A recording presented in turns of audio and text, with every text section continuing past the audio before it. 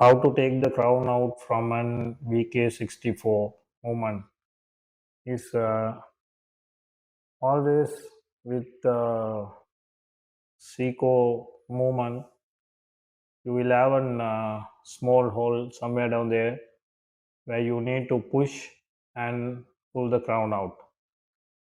So let us do that. Hope you can see here. So I'm going to use something like this. You can use a toothpick if you want. Whatever it is safe for you all to use. If it is a screw down crown, this is a push pull crown. If it is a screw down crown, you need to unscrew the crown first to do this. Can you see the writing says push here.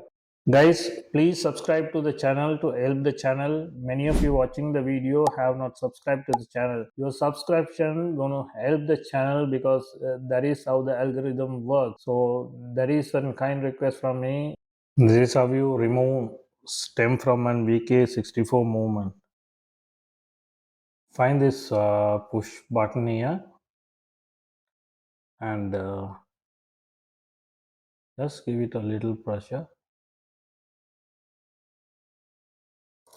and pull the crown out. This is how you pull the crown out. Again, it inside. I think you can really see that. I look at this wall. Shall I make it this way? Alright.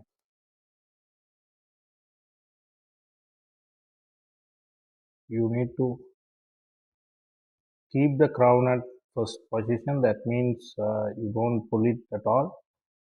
And put something, some kind of object. I'm using this particular tool.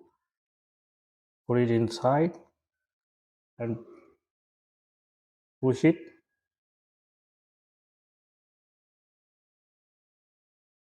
And pull the crown.